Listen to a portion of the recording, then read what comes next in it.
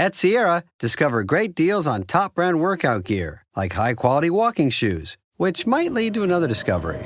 40,000 steps, baby.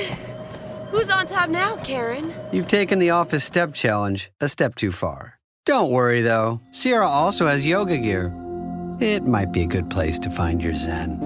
Discover top brands at unexpectedly low prices. Sierra, let's get moving. Does it ever feel like you're a marketing professional just speaking into the void? But with LinkedIn ads, you can know you're reaching the right decision makers, a network of 130 million of them, in fact. You can even target buyers by job title, industry, company, seniority, skills, and did I say job title? See how you can avoid the void and reach the right buyers with LinkedIn ads. Spend $250 on your first campaign and get a free $250 credit for the next one. Get started at linkedin.com/campaign. Terms and conditions apply. This is Optimal Relationships Daily. 5 Things I Teach My Kids as a Highly Sensitive Parent by Charlene Jimenez of HighlySensitiveRefuge.com. I've always been a highly sensitive person, HSP. I just didn't know it. I thought I was too sensitive, too emotional, or too dramatic. But that's only because of what I've been told my entire life, even by my parents. For the last few years, I've worked to change my self-perception. I've worked to see sensitivity and emotion as the strengths they really are, and not a detriment or flaw like a lot of people see them, including loved ones. But I'm not doing it just for myself. I'm doing it for my children. And as a highly sensitive parent, there are some important truths I want them to learn. Self-acceptance is the greatest gift a parent can give. Being sensitive or emotional isn't a weakness. It's one of my biggest strengths. It means I'm highly empathetic. Tell me your story and I will feel it right along with you. It means I have a huge heart underneath the sometimes cold exterior that I use to protect my emotional self. And many times, it also means I cry. A lot. And not just for sad things. I cry when I'm happy, angry, frustrated, tired, or even when something touches my soul. Yes, it can be exhausting, but I wouldn't change who I am for anything. Self-acceptance is a powerful thing, and I worked too hard and too long to learn that lesson. And I want it to be easier for my kids. When it comes to my twin toddlers, I don't want them to have to fight against themselves most of their lives because of the labels others put on them. Instead, I want to show them the beauty of sensitivity. I want them to know that they're allowed to feel, and to feel deeply, and it's okay that this makes them different. Like all parents, I want to give my children a head start in life. But as a highly sensitive parent, I want that head start to include self-acceptance and self-love. 5 truths I teach my kids as a highly sensitive parent. As my daughters grow, here are the HSP-friendly truths I model in my home. Number 1. Home is an emotionally safe place.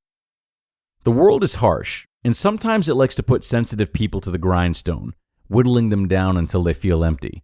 But my home doesn't have to be that way. When my daughters are home, they are accepted and loved. They will also be understood. If the moment they walk in that door, they need to burst into tears and be by themselves for a while, that's what they should do. No judgment here. I've done it too. My home is a place where my children are allowed to be emotional, sensitive, and feeling. It's a place where they know that being sensitive is a strength. They don't need to hide their emotions. Number 2, learning to cope is an art, and that's okay.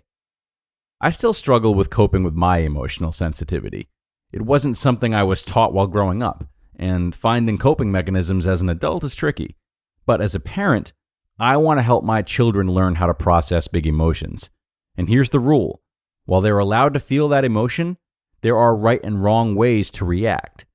My hope is that if they learn these things early on, they'll become much more stable adults than I am, and I hope it will save them from the unnecessary pain of feeling out of control and wild and chaotic. Number 3, time alone is a beautiful thing. As highly sensitive people, we all need to reset sometimes, and for me, that means being myself in a quiet environment. The world can be overwhelming. It's noisy, it's bright, and it's crowded. And all of those things can put HSPs on edge, sometimes over the edge. I've already seen the importance of this with my toddler daughters. There's a point most days where they are spiraling, diving headfirst into an out-of-control meltdown, which makes me start to spiral too. When this happens, we put them in their cribs, give them snacks, books, and toys, and let them reset for an hour or two. They can nap if they need it, but they usually don't. The beautiful part of this is that they are in their own little worlds for a while. When they're ready to rejoin the world, they talk, babble, and laugh with each other. When I take them out of their cribs following their afternoon reset, they're happy and calm. We all need our own space. We all need time to ourselves. Children are no different. Number 4, you don't have to be emotionally open to everyone. Not everyone will appreciate the positive traits of an HSP, and that's fine. Some will use it to their advantage, and others will see it as an opening to poke and prod. No matter what I do as a parent, my children will experience this. It's just the way the world works. But through my own experiences, I will teach my children from the very beginning that they don't have to be vulnerable and open with everyone. It's okay to save the best parts of themselves for those they trust and those who won't manipulate their emotions to get what they want. Number 5, don't be afraid to say no.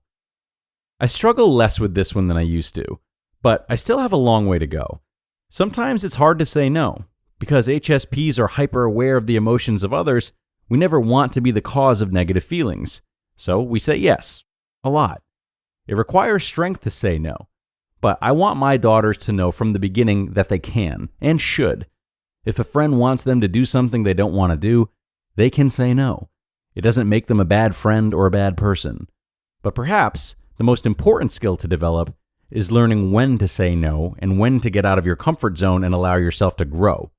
It's a balance, and it's one I try to model for them firsthand by pushing my own boundaries as well as enforcing them.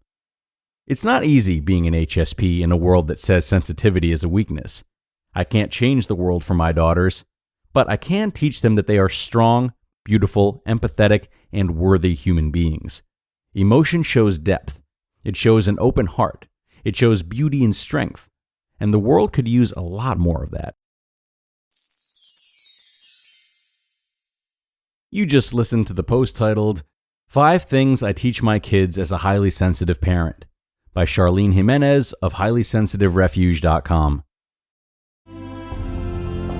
Ford Blue Cruise hands-free highway driving takes the work out of being behind the wheel, allowing you to relax and reconnect, while also staying in control.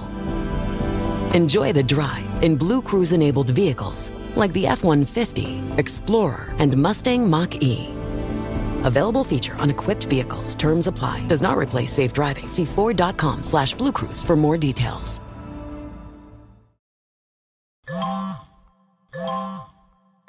When did making plans get this complicated? It's time to streamline with WhatsApp, the secure messaging app that brings the whole group together. Use polls to settle dinner plans. Send event invites and pin messages so no one forgets Mom's 60th. And never miss a meme or milestone. All protected with end-to-end encryption. It's time for WhatsApp. Message privately with everyone. Learn more at whatsapp.com. And thank you so much to Charlene for this post. I really liked all of it, but especially the note she ended on about finding the balance and encouraging her daughters to push boundaries. I kind of worry that we're living in an extreme culture regarding parenting with sensitivity versus a more hard-nosed approach. It almost seems to have boiled down to like a matter of politics and making very little space for the opposition. Maybe it's just my interpretation, but if it is true, or at least in some degree, then certainly that would be worrisome. So a post like this that recognizes space for both vulnerability and grit is really great to be sharing. But if you do have a child that's already in a state of maybe high sensitivity or high grit, then it might be important to aid them through finding that sense of balance and explaining the value of it to them rather than just exemplifying it. The more your child can understand why and when to try on that other part of themselves, the more capable they'll be when they have to do it without you there guiding them.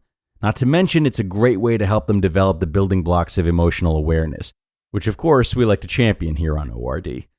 Okay, that's going to do it for today, folks. I hope you liked this one, and I hope that it's encouraged you to seek balance with your children.